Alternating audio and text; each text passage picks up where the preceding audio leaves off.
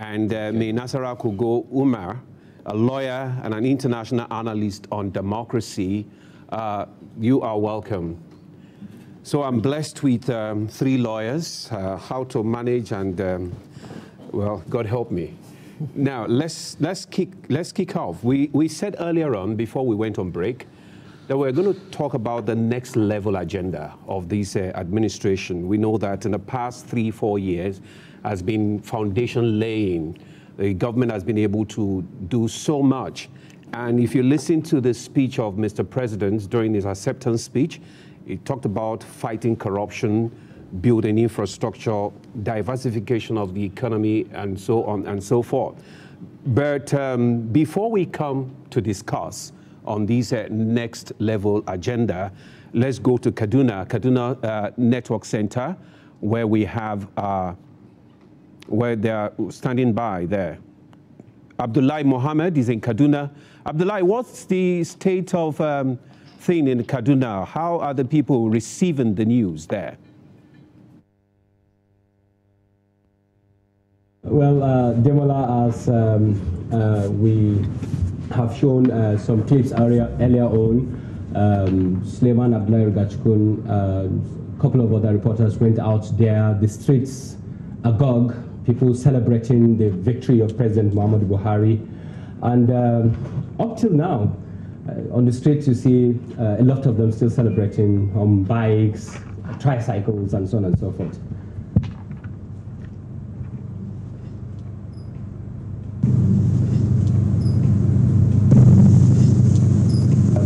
Mohammed Ali, thank you for joining us. Thank you very much. Good evening, Nigerians. Thank you, Mohammed Ali. Before I come and start talking to Mohammed Ali, I would like us to take one report packaged by Benny Adams. He has looked at what happened at the Murtala Square today as part of celebrating the victory of President Muhammadu Buhari. In fact, the governor of the state was also there, and a lot happened there. Stunts, music, dances, and so on and so forth. Let's just take a look at what he brought for us.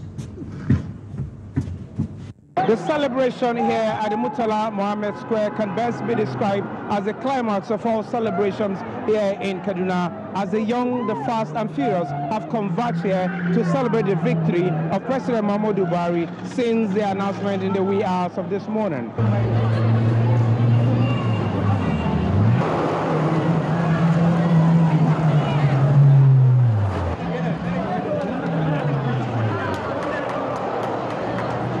Show that Buhari is really ready to work for Nigerian people, and then I believe that since he came back around, the second time, I contrarily also believe that he will also work for the masses of Nigeria, and everything is going to be all right by the grace of God. Governor Ahmed Nasir El-Rufai, accompanied by the Senator-elect Kaduna Central, Uba Sani, joined the youth in the celebration.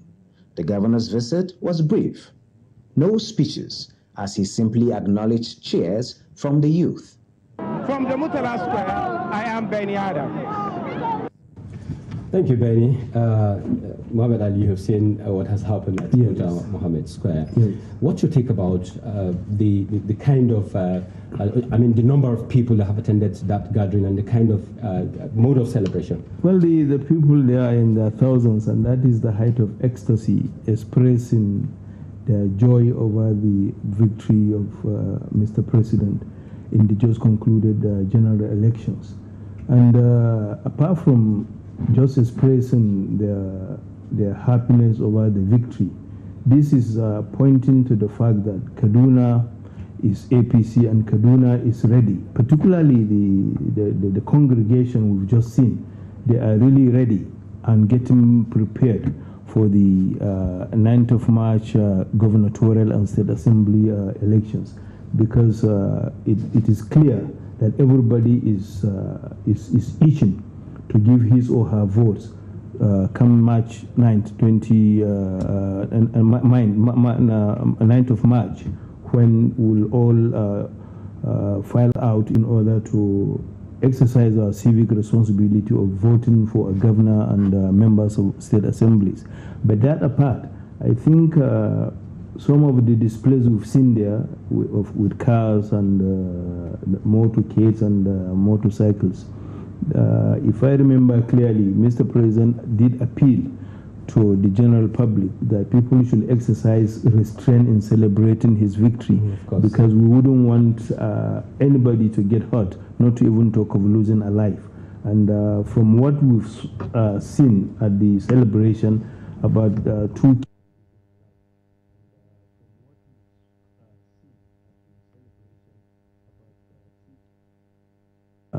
is most unfortunate, and the president will not actually be happy to hear that, you know, his supporters also as a result of celebrating his victory. Yes. So this is why whatever we are doing, we must do it with some restraint. I think the best, rather than organizing, you know, rallies like these with people falling off vehicles and motorcycles, we rather should go and organize tea parties where people will drink as much coffee and you know, partying with coffee. I think that would be much you know, better than putting yourselves, you know, to the risk of getting hurt, or someone may even lose his life. Of course. Yes. Earlier on, we talked about you know, general expectations of Nigerians from the government of President Muhammad Buhari. A new mandate has been given to him. Yes.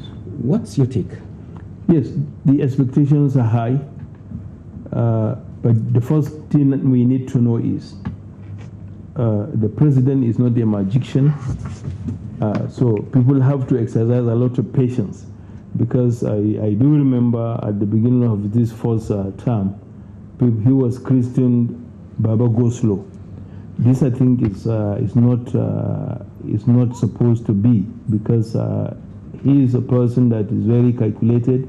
Whatever he wants to do, he wants to take his time to study it and make sure that whatever decision that he takes remains the final decision. So the first appeal we have to make to Nigerians is we should exercise some restraint. And Mr. President intends to run an all-inclusive government where everybody will be involved and everybody will actually have one or two things that will engage him or her, so that together we'll be able to build a better Nigeria, a virile and strong democracy, as it were. But most importantly, I think some of the expectations from Nigerians has to do with how best we can improve on education, healthcare delivery system, electricity, which is very fundamental. With electricity, we'll be able to have most of our industries back, on run, and that will create or generate more employment for the youths. We have so many youths that are unemployed now. With a very stable electricity generation, we'll be able to create more jobs for the citizenry. But most importantly, Mr. President wants to address squarely the issue of corruption, insecurity, and of course, he will have a very good look at the economy so that things will work properly for Nigeria and Nigerians. What are those things that you expect that should have been taken care of at the first tenure of the president that has not been taken care of, and you expect that, you know, this time around it should be, you know, given a kind of attention that can be taken care of, that can be taken care of squarely?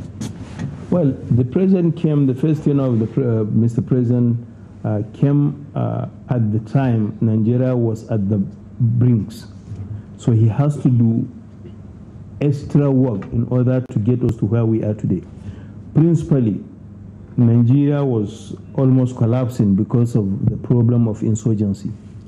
At the time he came in, 17 local government areas were seeded out of this country. They've been under the control of insurgents. But we thank God and we thank the efforts of Mr. President. He was able to look at the issue squarely and address it the best way it should be addressed.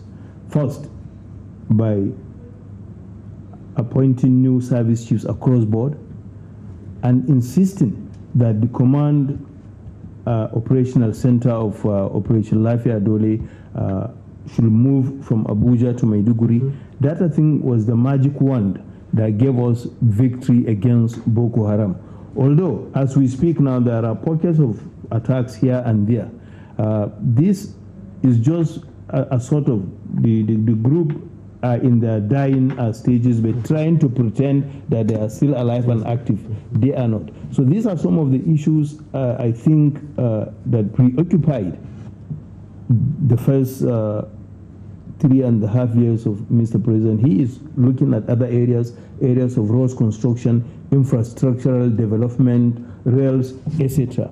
All these are ongoing, but most importantly is the issue of security. Because apart from the northeast, the northwest region, Katsina, Zamfara, and some locations within Kaduna State are also suffering from the ravages of insurgents.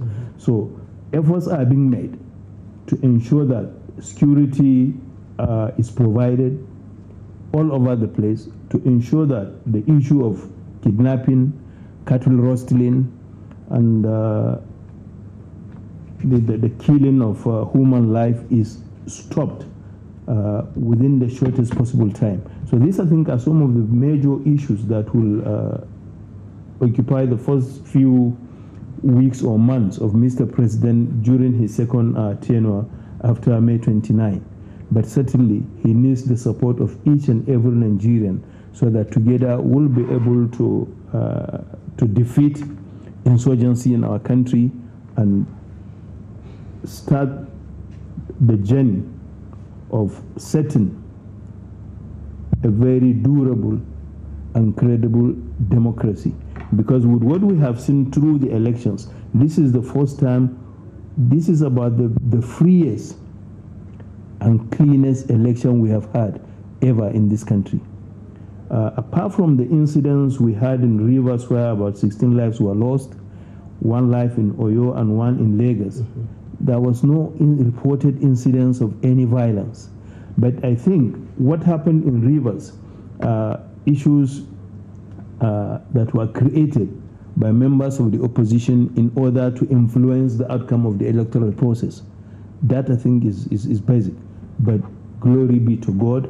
Everything went on smoothly. Everything went on smoothly, and a lot of thanks. The security agencies need to be given thumbs up. They have done very well. They've done wonderfully well. They are still working hard to ensure that everything, even the process of the celebrations, if you watch carefully at the Mursala Square, there are pockets of policemen, all over the place, making sure that, yes, even as you celebrate, you don't tamper with somebody else's health or infringe upon somebody else's right. So these, I think, are some of the issues. But certainly, we hope and sincerely, too, that Mr. President will, given the content of his speech at the presentation of a certificate of return, we believe Mr. President is ready to take Nigeria to the next level. So all he needs is our support. Let's look at Mr. President, President Muhammad Buhari as a leader. He has, stands out, within and even outside this country. People call him, some people say he's an enigma, some people say he's a movement. Is it possible for us to be able to build another leader like President Muhammad Buhari? There is what I may want to regard as Buharism. Buharism is a concept that symbolizes or that is built around the person of President Muhammad Buhari. Because now Buhari has won the general elections 2019 for a second term. The second term will run from May 29, 2019 to May 29, 2023. After May 29, 2023, he's not going to contest again.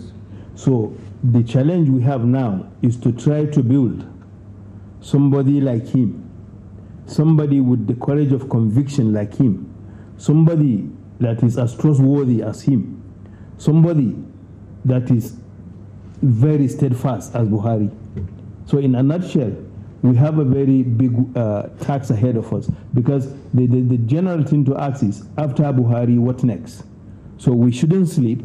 We need to wake up and get to the drawing boards right now and start working, because he's working hard. He wants to bequeath to Nigeria strong institutions. Yes.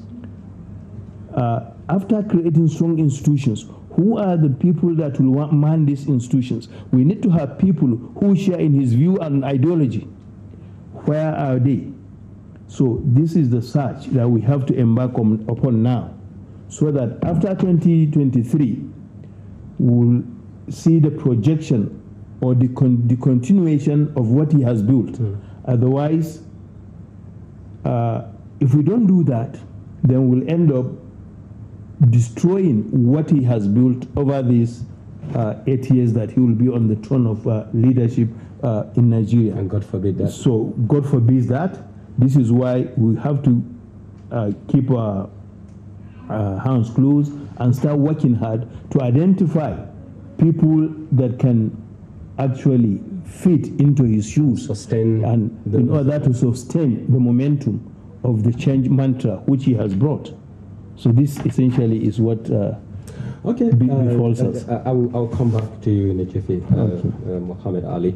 We'll take a kind of a one-on-one interview that Benny Adams conducted with a representative of the Arewa Consultative Forum as a kind of fallout of the victory of President Muhammadu Buhari. Benny, what have you been able to discuss with the representative of the ACF? Over to you. Thank you very much, studio. Since the announcement of President Muhammadu Buhari's victory this morning, Nigerians both at home and abroad have continued to react. And the Arewa Consultative Forum is not left out of this, as I have with me the National Publicity Secretary of the Arewa Consultative Forum in person of Muhammad Ibrahim Biu. For the fact that he has laid solid foundation in terms of economic recovery, in terms of fighting against corruption, in terms of providing employment, and also this agricultural revolution. And I think based on this, Nigerians have expressed their will in the ballot box for him to continue. So I think it's a good omen for Nigeria as a whole. Arewa Consultative Forum has joined in congratulating Mr. President. What are the expectations from now going forward? Well, the expectations is that first and foremost, he should consolidate on the gains of his administration in the first term. And secondly, we urge him to make this government, the new administration, inclusive, so that other groups or sections of this country will not feel left out of the scheme of things. These are our expectations. And we also want to appeal to other contestants to concede defeat and congratulate President Muhammadu Buhari, because most of them are true Democrats who have who cherish the ideals of democracy, and the way the elections have gone. On the overall, one will say that it has been fair, free, and credible. We are aware that there are some other ugly incidences here and there in terms of ballot box snatching, in terms of insecurity, thugs attacking people, even killings of people in some other areas. But all the same, on the general note, you will find that the elections went on smoothly. The results so far declared confirm or reaffirm that President Muhammadu Buhari was overwhelmingly elected by Nigerians. Okay, that was the Publicity Secretary of the Arewa Consultative Forum in person of Muhammad Ibrahim Biu, giving us the stand of the Arewa Consultative Forum, which is about Mr. President consolidating on the gains that he had achieved in the first term and the second time and moving forward. From the Arewa Consultative Forum Secretariat here in Kaduna, I am Benny Adams. It's over to you in the studio for the continuation of Nigeria Decides. Thank you very much, Benny Adams there. From the discussion there, you heard Ibrahim Biu three key issues that he talked about. Yes. First of all, sustaining the momentum, which we have already, talked about. We've discussed that. One other basic, issue that he's raised about agriculture. Yes. What's your take? Where are we, and then what exactly do you expect Mr. President to, put up or add to what he has done so far for us to, secure, food security for Nigeria? Mr. President is very, very committed to the issue of food security in Nigeria. If we have a recall, we cast back our minds to his first leadership as a military head of state. The issue of agriculture was given a priority of place, and at that time, everybody was made to go back to the farm, and Nigerians knew what we reaped from, returning to the farms at that time. And even now, as we speak, from the year 2015 to date, he has brought a lot of changes in the agricultural sector, so much so that today we don't import rice. Most of the rice we eat are homegrown, and by every standard, some of these rice that we produce here are much better than the imported rice, because some of these imported rice what they are because they are chemicalized. Some of them have overstayed and so on, and they are just brought in here, and people go and buy them. They are not even nutritious to start with, because they have overstayed for so many years. Storage. They've been chemicalized and so on and so forth. So this idea of encouraging rice farming in Nigeria is a great thing. It has added a lot of value to the issue of food security in this country, and the farmers are living witnesses to this testimony that I'm making now. So I believe Mr. President will add more as far as the issue of farming is concerned. The farmers will be assisted with inputs and all the necessary things they require in order to make farming more attractive in this country. And if that is done, I think I will begin to see in the not distant future that we'll begin to export our own rice too, rather than importing rice. We'll begin to export rice, even if it is within the African subcontinent alone that we can sell our products.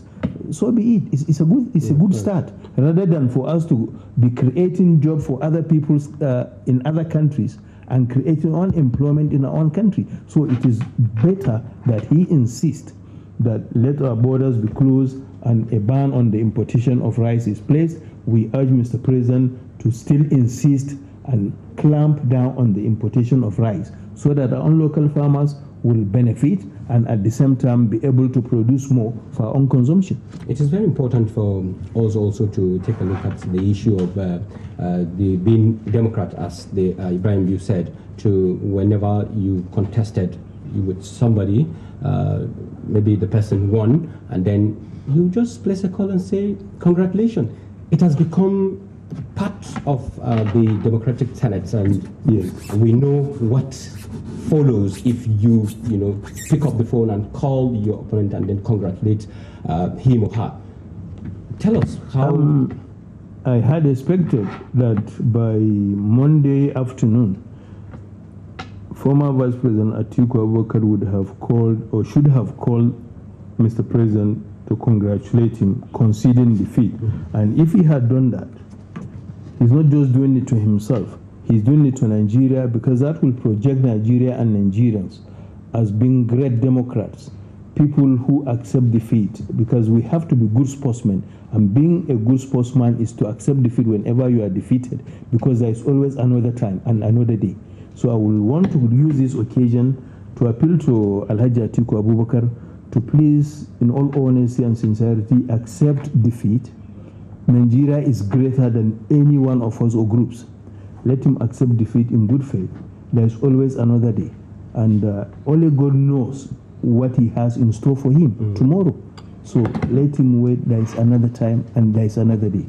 This is just my own appeal, and I think before me, his media man Dele Momodu has equally made the same call through his Twitter handle that urging him to accept defeat and congratulate Mr. President. If he does that, actually he will become, he will be acclaimed internationally, and only God knows what will follow in terms of you know, sort of a hero.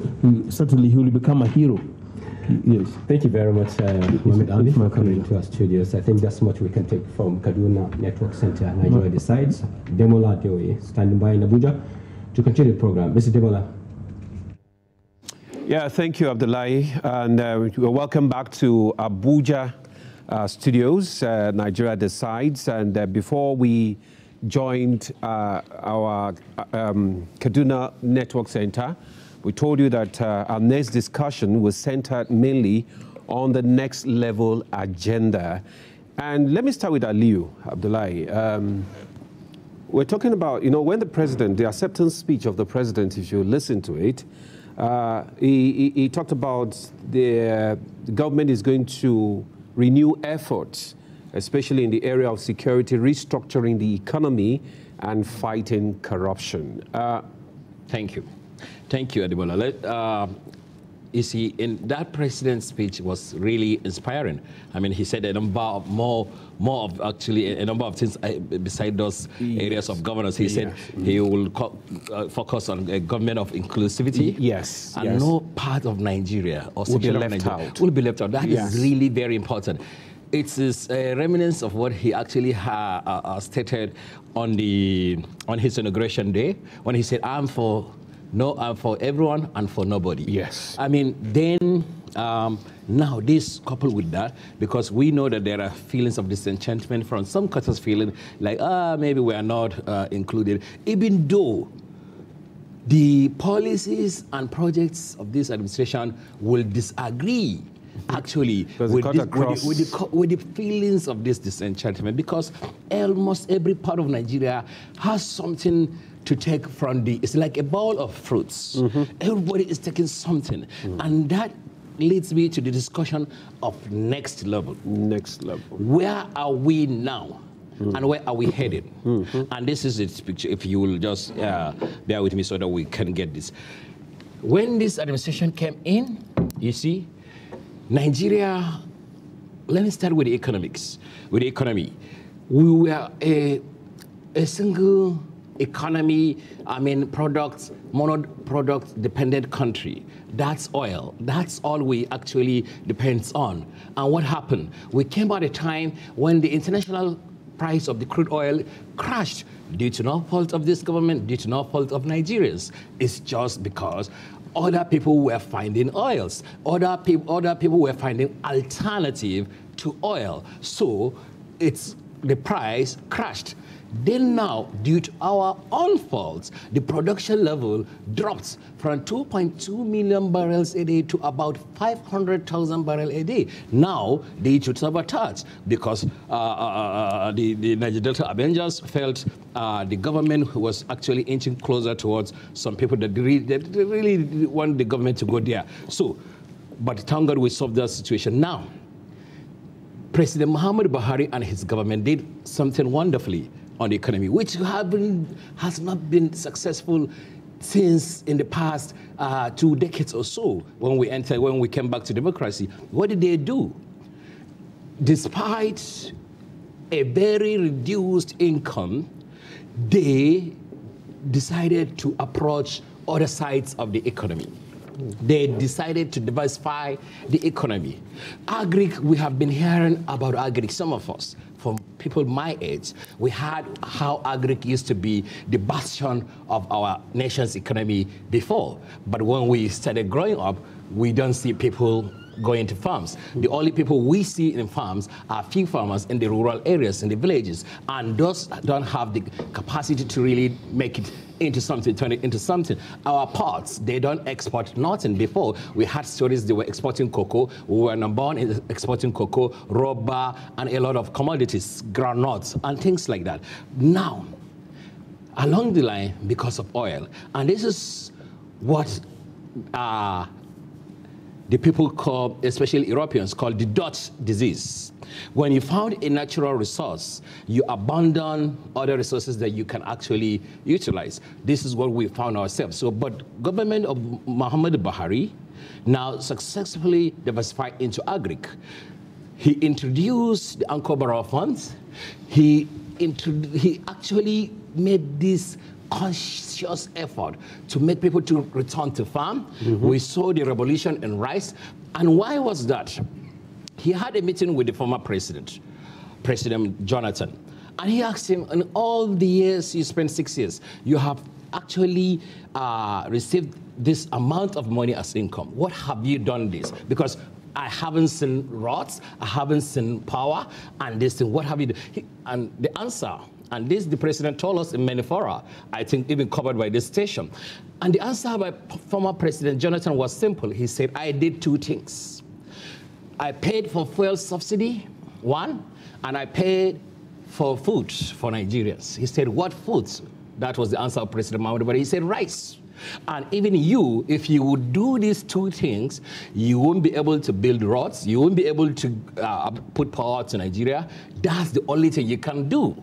And that was a wonderful lesson the President Muhammad Buhari learned from former President Jonathan. Then he had to make a conscious effort. We saw the results. We reduced the imports, the rice import bill to this country by 90%. This data from the Ministry of Agric, MBS, and Ministry of Information put it at Nigeria saving $5 million a day from non-importation of rice. What we used to do, now don't do it. I myself, I'll give you an example. Before Buhari's administration, except of further rice, I've never eaten local rice. I've always, since at least my adult life, I've always eaten Thailand rice. But I think since 2016, I'm telling you, unless if I've eaten it outside, but in my house, I have not eaten foreign rice. And it is delicious, it is better. Yes, there is, people will say the cost of the rice before and now still doesn't justify the local production. But yes, that is it, because we're still battling smugglers that are coming in, finding their ways, and this is the role of security agencies that are supposed to guard them under. But you can't say there is no significant effort on the rice. That is one, you see. Then you look at infrastructures, because what are the situation of our roads before the coming of this president? There are some roads that were either the road from my town or to my town in Gombe was done before the independence, before 1960 to Gombe. There were many roads to Lagos. The one I used to take to Lagos from Lokoja, from Abuja to Lokoja, Okene, Owo, to meet Akure, and then enter the expressway. It was done by PTF. Same Buhari when he was chairman of Petroleum Trust Fund. Now, under this administration, we saw roads being constructed. Lagos-Ibadan Expressway is being constructed. East-West Road is being constructed. Abuja to Kaduna to Kano. He completed Kano to Maiduguri, linking about 4 states on that road. Enugu to Port Harcourt has the entire southeast states on that road. I know it's not completed, but some sections are being worked on. The work is still going on. Then we have roads that were done through the Skook bond between Lokoja side, inside Edo State, a lot of roads, federal roads, being done. There was never a government where we saw this massive infrastructure like road being worked on. Now, this government completed Abuja to Kaduna rail, which was at about 80% when they came in. The Abuja rail, light rail, which was almost also about 70% when they came in. Now, here is the kicker. Here is the good news. People will say they just completed. They didn't start. Good, a government of continuity. But the kicker is here. Lagos to Ibadan, completely fresh from beginning. It was done by this administration. in 3 years. Although it has not been completed, Ibadan, but it has been completed from Lagos to Abeokuta. We saw the Minister of Transportation took a test ride from Lagos to Abeokuta. I'm telling you, when this train rail finally completed from Lagos to Ibadan, we know the volume of traffic from Lagos to the Ibadan Expressway, the cargo that moved from Apapa ports through that axis. Imagine, and then this rail is going to be extended to Kano, covering all these states. Imagine even freeing our roads, so that this cargo can actually move through the rail. The job, the employment, all this was created. Now, this is on this level. On the next level, this Lagos to Ibadan rail that was complete new, built, done by this administration, will be extended to Kano. Now, there is the coastal rail line, Lagos to Calabar.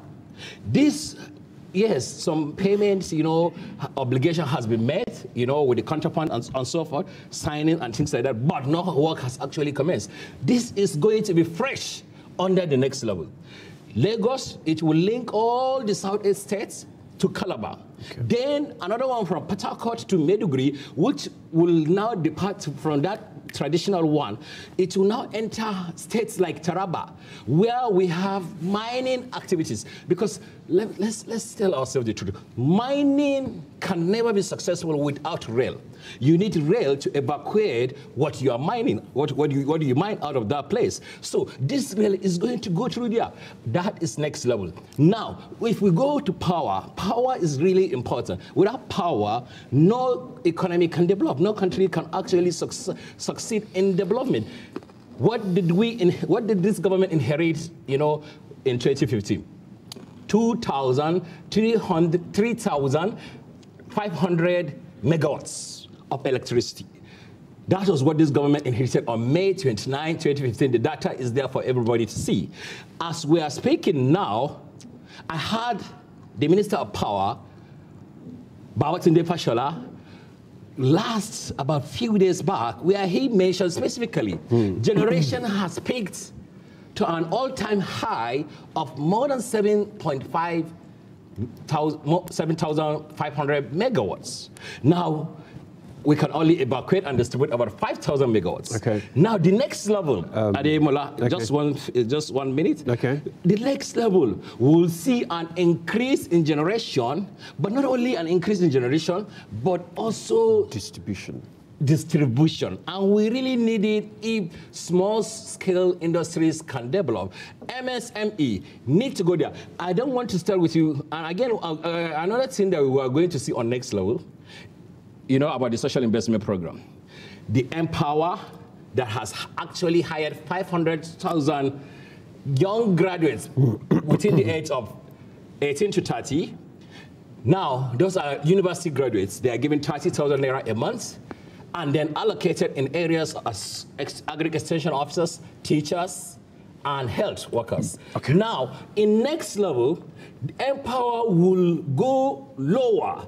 It's not only going to target graduates of universities, but graduates of high schools, secondary schools, which are the majority in this country. Okay, Aliyu, I know you have so much to say on this issue of next level. Yes. You are so passionate about it because security will also be next level. You have more secure. But let me turn to Boma now. And one of the things that have gladdened the hearts of most Nigerians is when the president said that it's going to strengthen Nigeria's unity by making sure that every part of Nigeria is touched by his administration. That he's the president of Nigeria, but not the president of just the few people or just the number of people that voted for him. What do you have to say to that? The government of all inclusiveness.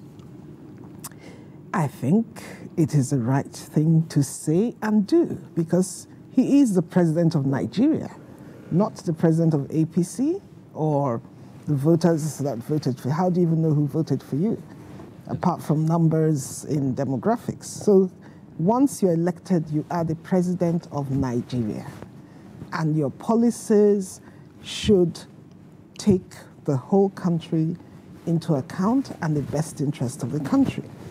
And to that extent, when we're talking about the next level, I hear the infrastructural investment. It's a good thing.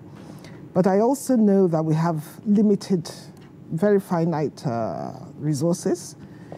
And I hear the investment in people, social investment program.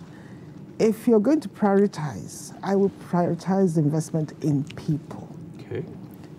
People first. Everything else will follow. Okay. If you build those roads and all the infrastructure and your people have no idea how to use them, they're illiterate, they're hungry, and so on, then you have only provided infrastructure for the elite. And therefore, when you have to make a decision as to where do I put those finite resources, limited resources that I have, prioritize your people. And once your people are educated and, equipped, they will build infrastructure. So we take it one step at a time. I like the social investment program. I like the holistic approach. And I hope that that will be prioritized in the next level, because it's not only feeding children at school, they're using local farmers to supply food to those children. They're using moms to cook for the kids. So it's an all-inclusive program that is really, for me, the way to go. I think also that when you talk about next level and looking after Nigeria, making policies for Nigeria, you must, as the leader, and the leader is only that, he's working with a team, look at your short-term, your medium-term, and your long-term policies for this country. We tend to, when I say we, the political class, tend to look at election cycles, and therefore their policies are based on, gosh, what can I do in the next 4 years to ensure that I come back? As a leader, you owe the nation the responsibility to think beyond 4 years. You plan for 50 years. So you plan for the short term, you plan for the medium term, you plan for the longer term.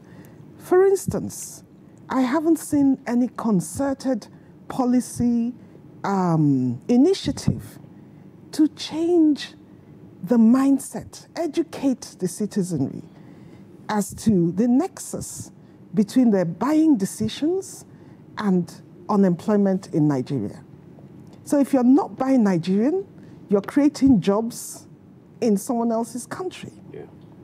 And you need to understand, why is this unemployed graduate sitting in my home with no work to do? Meanwhile, your home is full of furniture from Italy, China, and God knows where else. Your biscuits are made in Singapore. Your clothes are brought from Indonesia and India. And you expect jobs for your children. So that is something that government has to have a policy about and implement that to get Nigerians to understand what, and it can be done. I was in St. Kitts and Nevis, and they used to be a sugarcane growing 2 islands. That was a mainstay. But the price of that commodity dropped, same as our oil is dropping. And the reason the islands were saved, and they're now a tourism-based economy, is because the government had a policy. Government saw that this was coming, deliberately educated their people to ensure that they understood that there had to be a change from being an agrarian community to relying on tourism. And that's what we need to be doing. Okay, thank you very much, Boma, for that thought. Let's go to Nasarawa. We're still talking about the next level now. Yes. And when we talk about the next level, the president also emphasized the fact that the issue of security and fighting of corruption is uppermost, in the agenda of this present administration. Yes. What is your take on that? Yes. The next level should be like agenda setting for the government.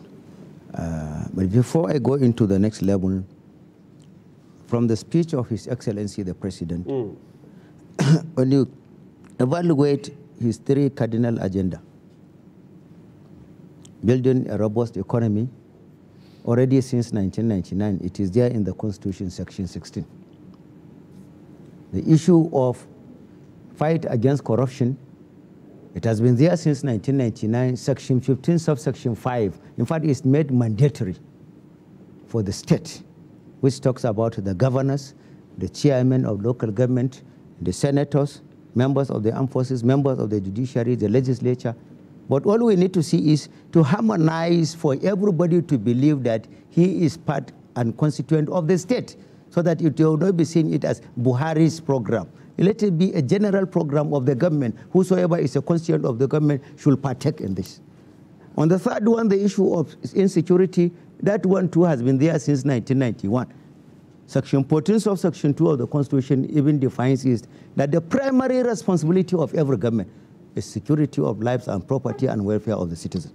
So all we need to do is the president to try to harmonize using provisions of Sections 3, 4, 5, and 6 to harmonize for all-inclusive style of administration of governance, so that the National Assembly will see themselves as part and parcel of the government, so that when President Buhari brings about bill to establish anti-corruption court, they will not see it as Buhari's project. When he now brings the bill, for example, to establish election offenses commission, they will not see it as Buhari's program. When there are all these treaties signed by Buhari, multilateral and international treaties on behalf of the federal government, they will not jettison it and say it's Buhari's submission. When President Buhari presents budget for the federation, they will not dump it for 9-10 months without giving it attention, simply because it comes from the president. So President Buhari should consider himself, under Section 130, it is said that he is a chief executive officer of the federation. So he should galvanize and command all the components of the government under him. That is one thing he should do at the next level. The second thing he should do at the next level is that, which is very, very fundamental, very, very germane, because without that one, whatever you will say, it will just be a talk show. You should have competent cabinet. You should have competent cabinet. People that are rich in contents of experience, credentials, and character. These are the type of people we need. If you don't have any of this, if you are the type when the president keep, Ghana must go back 4 in number. One filled with Holy Bible, one filled with Holy Quran, one filled with the Constitution of Nigeria, one filled with bills or bundles of money. If they ask them to come and queue and see which of them will drain down. Anybody that picks his hand in the one for money or the Constitution or whatever, should be able now to determine where his allegiance is. Whether his allegiance is to money or to the Constitution of the Federal Republic of Nigeria. That is the other one. The third thing he should do is that this is one of the 3 things that made me to even raise emotion to the extent I cried 3 times in the media, especially last year. I cried 3 times. Number one, Mr. President, our nation is drifting into the bricks of ethno-religious cleavages. It's very dangerous for Nigeria. This is not the Nigeria the founders of Nigeria's independence got for the nation. It is most unfortunate as we are celebrating 52 years or 53 years in power. Some people are still talking about separatism. I must commend Lai Mohammed. He is one minister that remained astutely for nation building, national integration, national cohesion, in tandem with the provisions of Section 15, subsection 2 of the Constitution. We should be able to evolve nationalism, patriotism, and discipline. We should be able to have cabinet made up of people that we will call statesmen. Not old people, but statesmen. People that have Nigeria over and above the interests of their office, over and above the interests of their tribes, over and above the interests of their section. People that respect the provision of Section 10 of the Constitution that prohibits state religion in Nigeria. We should be able to have real nationalists that believe that it is not by their choice that they are born into a particular tribe or particular religion, but they are from one source. Everybody we see is from Adam and Eve. So we need evolution of that leadership. The next one I want to see is, which is very, very important equally, because you are incubating potential danger if you don't address it. All this young power and the rest are palliatives. Give young men employment. Give young men employment. It is very, very important. Give them employment, not sandwich kind of palliative measures. They should be given employment. They should really be seen not to be cannon fathers of those that are established in the society. We want a situation whereby all these bushes that we are having, the Sambisa forest, the Sarkin Yaki forest or Sarkin Power forest in between Kaduna and Abuja, where these kidnappers are taking their field day. The what is the name of this bush in Kano State? The one in Zamfara State, all that is Falgore. All these bushes, including the one in Birnung Kogo, the one in Lansado, all these bushes, the president should see the possibility of getting international investors so that you come and graze down into farming lands. It is when there are those bushes that criminals will be having a fine place to hide. Graze them down, let them come and invest in commercial agriculture. Let them establish roads infrastructure, electricity infrastructure. Let them establish fertilizer plants within the distance so that at the end of it, we will see numerical number of fertilizer establishments, as a result of which we will have high quantity of fertilizer production, which will lead into saturation of the markets with the fertilizer, which will lead to crash down of the price. And a common man within the nearby this will be able to get it at affordable level. And that will bring about security, because all those criminals without the bushes, they will not be hiding. And the production of agricultural distance will enable us raise foreign exchange through the export of the excess food that will be produced. And the very one that is within the country will help in fighting number one criminal, which is hunger. And insecurity is another thing we must really, if we want to fight insecurity, especially Boko Haram, we should be able to know that we will not be able to fight it the way we are doing. We should change tactics, we should change style. Boko Haram fight in the northeast is an unfortunate phenomenon because Nigeria is surrounded by Francophone countries. All we are doing is internally within our country. You cannot succeed in dealing with Francophone nations without the support of their mother country, France. It is very important you get Switzerland and you get France into coalition for you to fight Boko Haram. You should bear in mind that the sensitivity of the location of Northeast, for example, if you take the road, that corridor of Sambisa Forest, for example, going through the Cameroon axis, it can lead you into where Al-Shabaabs are doing their troubles in the North Central Republic. If you take this area of Mount Dera Mountains from the area of the Lake Chad Basin, going up there, it will take you to Libya, and from Libya you will find yourself into the Al-Qaeda of the Maghreb, the North African countries that have the hangover of the revolution that had taken place, the Arab Spring.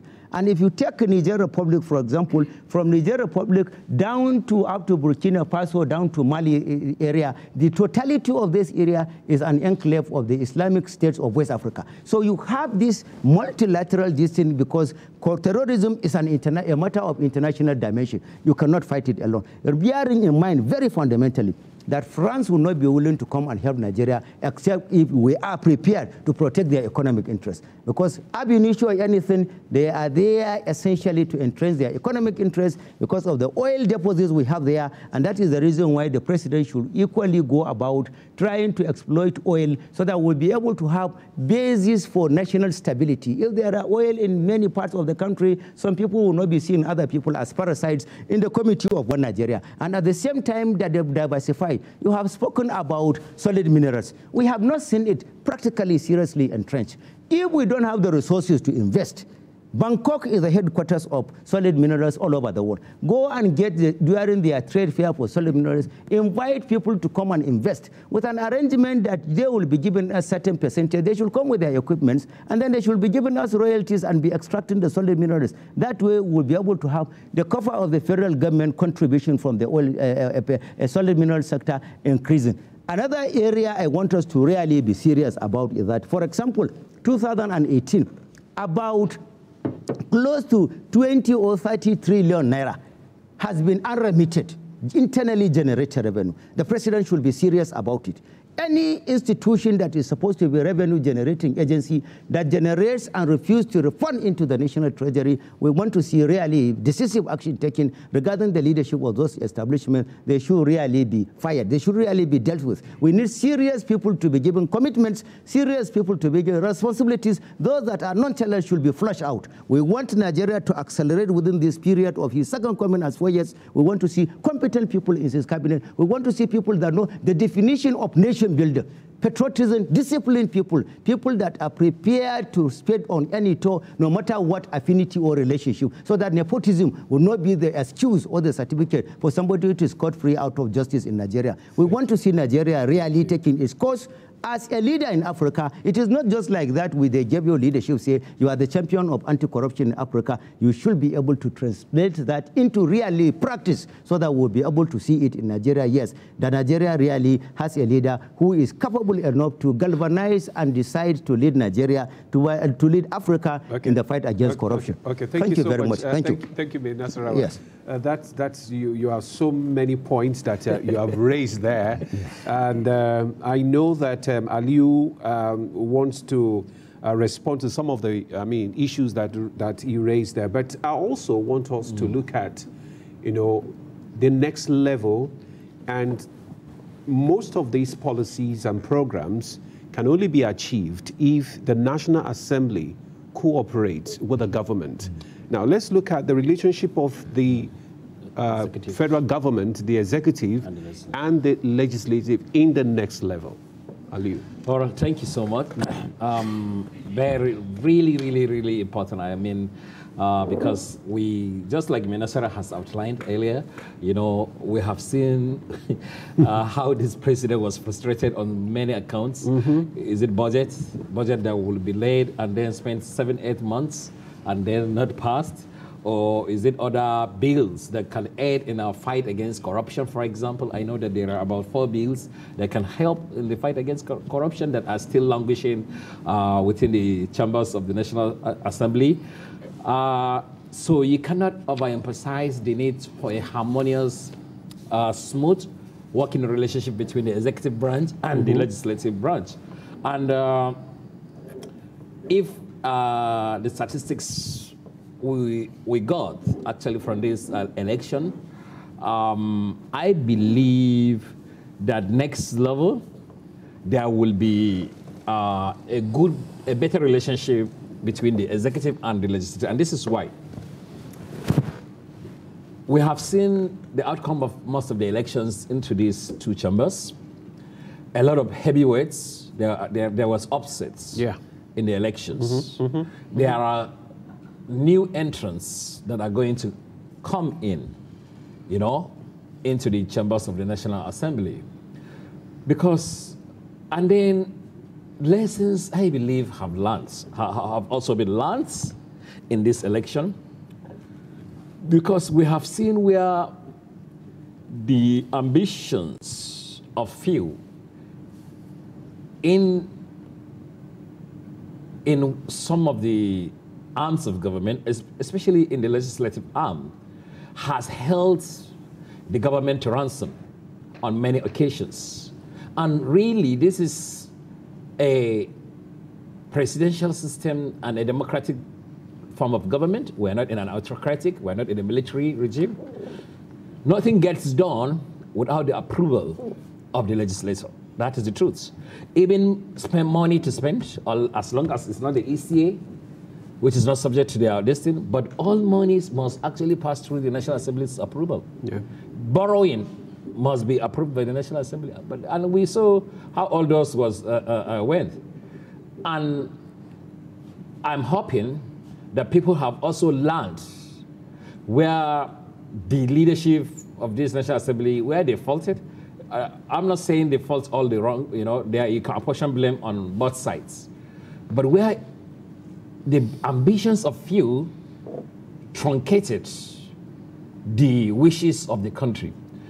And when such individuals could not even convince their community to give them another chance to come back and represent them, that sends a warning, a signal, a strong signal to the new assembly that will be formed, that you have to put what your community, your constituency, your people sends you out there to represent them. What is it really? Is it to make our country great? Or is it to go and fight personal vendettas based on ambitions? So I think the people coming in, they will see this and they will learn a lesson. And again, this is the second reason why I think the relationship is going to be very, very smooth. We knew most of the problems the leadership of the legislative houses had with President Muhammadu Buhari are based on ambition that has to do with the election of this election that was just concluded. Now, this term, this second term, this next level term, President Muhammadu Buhari is not going to contest for another election. So there will be less antagonistic relationship from people with ambition to be on to go to contest for that number one seat in the land. So they have no reason to continue to sabotage or try to stop him from whatever he wants to do for political reasons, because he is no longer a competition or a contest going forward in 2023. So people will look for other opponents out there, but for the president, we expect to see a good relationship that will move. And I'm telling you, we will be surprised. Ademola, I'm assuring you, as a country, Nigeria, we're going to be surprised with the level of development we will see in all this across Ali, let me say something. It's just one of the things, just to follow the line of discussion. Yes. Many people have attributed the issues of between the executives and the what's it called now? Legislature. The legislature, to the fact that the president's commitment not to interfere with the choice of the leadership of the National Assembly.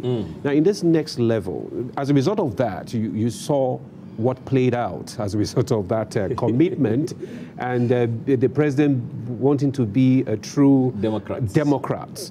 So, in the next level, do you see that playing out, and what is going to? Okay, I saw the trick in that question, but this is what I believe. To my degree of knowledge of that man called President Muhammadu Buhari. Yeah. With President Muhammadu Buhari, what he gets yesterday is what he gets today. And he's a complete gentleman when it comes to upholding promises made, and when it comes to observing the provisions of the Constitution. You see, he's someone that I know he will not actually, for any benefits whatsoever, circumvent what he swore to uphold. And you see, any level of interference with how the leadership of the National Assembly will emerge, will be unconstitutional on the part of the executive arm, on the part of the president, because the Constitution clearly spelled out how the leadership of these two houses will emerge. It's by popularity among their colleagues. They are peers. They are on the same level, sitting on the same table. They will choose among themselves leaders that will lead them, first among equal. That is what the law says. There is no role for the president to actually interfere with how a National Assembly will choose their leaders. And that is what the president did in 2015. Yes, some people will say, likely and rightly so, that decision came back to haunt him. True, it could be so. But could that make the president to change tactics this time around?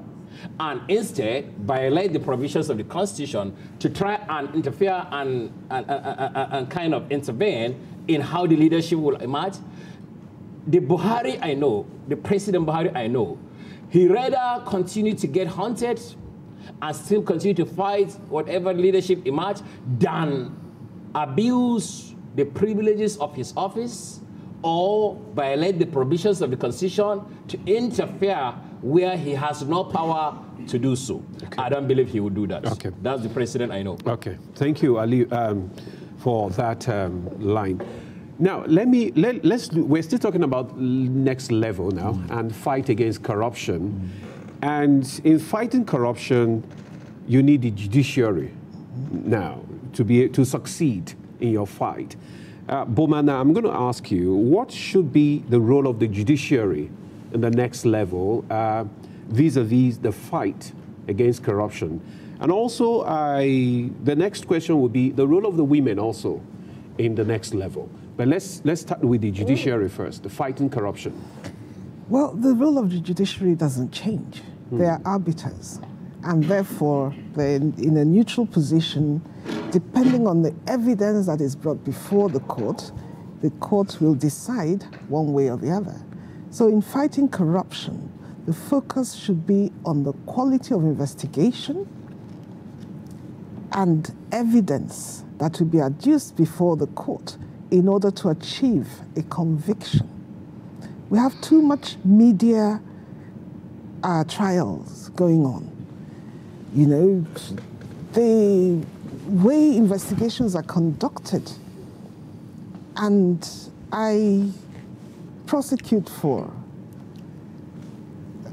some a state in particular. So I have put, you know, I've won that shoe. I've also won the shoe of defense. And it is key that you've done your homework. You are able to give the court credible evidence beyond reasonable doubt in order to achieve a conviction. Okay. If you do not do that, and you're unable to do so, even if the court at first instance decides to convict, on appeal, it will be overturned. If it isn't, it will be overturned at the apex court. So the judiciary is not and should not be the focus. The focus should be on the quality of investigation and the material that is taken to the court to prove your allegation. The other thing that would assist greatly in the fight for corruption is a similar thing to what they have in most countries now. So in the United Kingdom, it's called Proceeds of Crime Act, POCA. And there's been a more recent one which even says unexplained wealth. So it moves the burden of proof from the investigating agencies, knowing fully well how difficult it is to prove corruption, to those who are living above their means, to show to the court that they have earned these monies legitimately. And if they're unable to prove that they've earned the money legitimately, then it is seized and they are punished. So I think next level, we need to go that way. We have executive order 6. It's only an executive order, and you as a lawyer know the impact of that. So we need to go beyond this in order to properly embed the fight against corruption. It's not a fight against individuals. No. It is putting in place systems to ensure that corruption is minimized and also accountability for those who cross the line in whatever public office they hold. So, okay, now to the next question. The next level and the role of women folk. So, what do you think the role of women should be in the next level? How do you think government, their involvement in government, and also their role generally? Well, I think women are already a very key part of this society. We're 50% roughly of the nation. Government needs to understand that if 50% is disabled, then you're flying with one wing. And so you need policies that are proactively gender-friendly to ensure that we are building this nation at full capacity. In terms of the political engagement and participation, we need to discourage the heavy cost of participating in elective politics. And that should be done as a policy because it also encourages corruption as well as disenfranchising women. So on average, let me take running for a senatorial position as, for instance, one of the major parties, and I'm sure it's across the board for the 2 or 3 major parties we have here with the numerical strength. You pick up your form with 1 million naira, you pay 3 million naira for something else, you pay 1 million naira again for accreditation, you pay another 500,000. There are toll gates all along the way. That means that you're paying the political party between 5 and 7 million naira before you even start. We then hear the parties saying, "Oh, we're going to give women forms for free." Have you removed all the other toll gates? That's my first question. Secondly, just ensuring that the way in which we engage in politics begins to change. This is a very traditional country and traditional society, generally across Nigeria. So most people will look askance at any woman who is out at 2 a.m. Attending a political meeting. Husbands may not let you back into your home and all sorts of other repercussions. Yeah. So there can be a deliberate move away from that in order to ensure inclusiveness by the political leaders, because after all, they set the time for these meetings. To say, okay, instead of 2 a.m., this meeting will be at 2 p.m. Okay. So that women folk will attend. And I think we should do away with this concept of woman leader, because it is a palliative that makes the men think, okay, we've done something for the women. There's a woman leader, a token woman. Invariably, all she's doing is catering. I don't know, I'm not a politician, but that's what I hear. You're just assuming. Well, you know, they can tell better because they're more engaged with the political space. Okay. But we need to work in a more gender-friendly way. There have to be policies that ensure that women are able to engage and engage in a way that enables work-life balance, because they are the major and first carers in society. Okay, thank you very much. Engaging women more in policies. And the one of the major challenges that this present administration had in the last 4 years is the issue of fake news and hate speeches. And it bothers more on the media, the role of the media in this instance, now that we are going to the next level. Now, what role should the media play? How should government, carry it? Because next level, you need a lot of enlightenment. You need to create awareness, and government policies, programs, and discourage fake news and hate speeches. I'm going to May Nasara now. What do you think how do you think government should work with the media? The media is a veritable tool in nation builder. As a matter of fact, that's the reason why it is referred to as the fourth estate of the rim. No nation succeeds without the media. No nation succeeds without the cooperation, support of the media. Therefore, if you are needing the cooperation and support of the media to succeed, it is imperative upon you should open a new chapter of supporting media, supporting by legislation, supporting by infrastructural assistance, supporting by even creating the conduciveness on the environment under which the media will discharge its onerous constitutional responsibility as provided in Section 22 of the Constitution of the Federal Republic of Nigeria. The media has important role to play, constitutionally speaking. What you see is that there is sharp difficulty by the people to understand the distinction between traditional or realistic media and the nowadays modern evolution of social media you find anywhere. Social media, they are riding under the hose of the constitutional forbidden of freedom of expression, freedom to propagate whatever idea. But there are some governmental functionaries, governmental establishments and institutions that are responsible to be regulating the activities of these social media. There are all these governmental institutions, and especially now that we have attained some level of technological advancement in the country, it is very, very important for these governmental agencies to be up and doing, to evolve policies and programs that will be checkmating the effects. You know, these fake news and hate speeches, all the wars in the world, the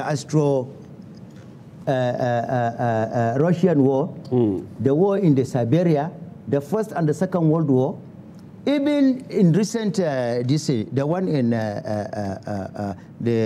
Somalia, all these are products of fake news. They emanate from fake news. Fake news is so dangerous that it can destroy not just a country, it can destroy a race completely. If you observe very well now in the map of the world, you don't have Ottoman Empire. The genesis of its destruction was hate speech. The genesis of the First and Second World War was fake news. So this type of things is just like an issue of a small bushfire. When you scratch a match like this, you can easily emasculate it like this. But when you allow it to germinate into gigantic fire, probably you need a mighty water from the ocean to quench it down. So this is the problem. It should be seen as a collective responsibility by everybody to sanitize the society. And we have to go back to our traditional foundation. In those days, there is this ethics, even though we still have it in the Constitution very well, Section 23, the ethics of the citizens, respect to dignity of labor, respect to constitutional authorities, respect to statesmanship. In those days, I remember when we were young in a public vehicle, when a policeman wants to enter a military man, especially in Lagos, he doesn't pay because of the respect of the crest on his head, because of the respect of the coat of arms, because of the respect of the cloth, what he bears is an insignia of authority. People should be able to be respecting authorities because they believe that God decides to make us as a country so that we will have decorum in the way we do our life. That is the whole essence of it. And people go about it out of ignorance. There are governmental agencies that should go about campaigning against hate speech and fake news. But the governmental agencies are not doing it up to the level of my satisfaction. Okay. Otherwise, if they are doing it, they should sensitize the citizens. The essence of creation, everybody is from one source. It's from God. God now makes Adam. Then from Adam we have Eve. Then from there we continue multiplying. And the greatest religions in the world are products of Abraham. The greatest religions. Okay. You should be able to exploit examples of other countries. If you take the case of India, in India you will have two neighbors. Okay. One will be a Muslim. He believes in slaughtering a cow during a festival. The other one, it is the cow he is worshipping.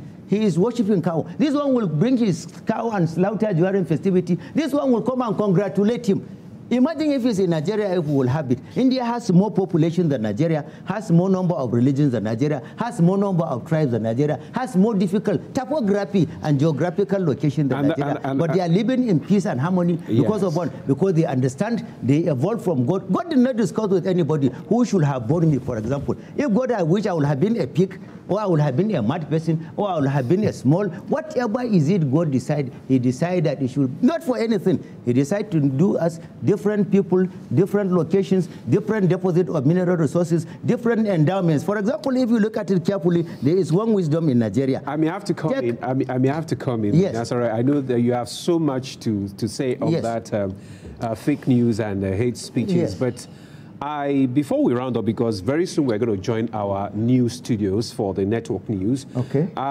Probably I want each one of you to speak on this issue of other influencers as well. Yes. When I talk about influencers, I talk about the traditional rulers and the religious rulers. They are influencers. Yes. They influence decisions. They influence the people and all that. So in just 1 minute each, 1 minute each, 1 minute, because I want the three of you to contribute to this. Yes. What should be their role in this next level now that we're going? They should be metamorphosed into engines rather than turning them into spanners. They are turning them into spanners only when there is trouble. You now go about and say traditional ruler, religious ruler, solve this problem. The moment they finish, you dump them. They don't have constitutional roles. They don't have any serious attention from the government, except if there is trouble, you ask them to go and solve the trouble. They should be the engines Those people, they should be the ones that will propel developments, harmony, and peace in the society, rather than using them as partners. When you finish, you dump them aside until when you need them again. But fundamentally, there is one thing I want to say as my final word. The government of President Muhammadu Buhari, you are made what you are by Nigerians. Nigerians made you what you are to the admiration of the whole world. I want to request you to very, very fundamentally, within the second level, the next level, try to evolve succession for yourself. After Buhari, what next? Okay. Who next? There should be evolution of successive leaders with your own type of statesmanship.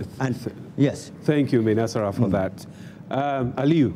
Yes. Yeah, we're talking about influencers now, religious leaders and traditional leaders in the next level. Yes. You see, I wish we had more time, but no. So, for me, I think traditional leaders, thought leaders, political leaders, our religious leaders, they have a role in the society. Play a role. Even if, like my friend said, you are not constitutionally recognized or so, play a role. Humanity, God will recognize what you are doing. We have witnessed this before this election, where religious leaders will stand in their pulpit, either the Muslim side or the Christian side, preaching hate, preaching don't vote for this candidate because he doesn't practice their religion. Such should be discountenanced in the next level. People, please just have the fear of God. Leaders, make sure that you know that some people are looking at you as role models and mentors. So do the right thing. Now, I want to say something, Ademola. In 30 seconds. Yeah, in 30 seconds. Because I want Boma also to contribute. I think we didn't even hit that very much. Yes. The celebration we saw today across the country is an indication that President Muhammadu Buhari has been widely accepted in the next level to take Nigeria to the promised land. And we should pray and join hands with the president in the next level to ensure that he succeeds. And again, let us lower expectations when it comes to other things. So that our expectation would not be there will be other sessions too high. There will be other sessions in which you can be able to express all these. I've said all I can, actually. Thank you so much. Now, Boma. Right. Yeah, I don't need a minute. I need 30 seconds. Okay, good. I would like to ask a question. And is the answer to that question, I'll decide what they do with these influencers. So as government, policy-wise, which way do you want to go? Are you a democracy? If you are, then it will decide what you do with monarchies and religious leaders. Are you a secular state? If you are, it will decide what you do with religious leaders. If you want to be both a monarchy and a democracy, I don't know, they're strange bedfellows. I agree. So that's my question. Well, viewers, that's how far we can go right now. Nigeria Studios, Nigeria Decides Studios opens again immediately after the network news. But before we join the network news studios, I'd like to thank my guest. First, Boma Alabi, who is past president, Commonwealth Lawyers Association. Thank you for coming on Nigeria Decides. Also, Aliyu Abdullahi, lawyer and policy analyst. Thank you so much. Thank you for having me, Ademola. Thank you. And Minister Kogo Umar, you are so loaded. I wish we could go on and on and on. A lawyer and an international analyst on democracy, governance, and nation building. Happy celebrations, Nigeria. Yes. Nigeria call obey. Yeah, exactly. Okay, we're building the nation. Thank you so much for staying with us. Don't go away. Network News is next. We'll be back after the network news.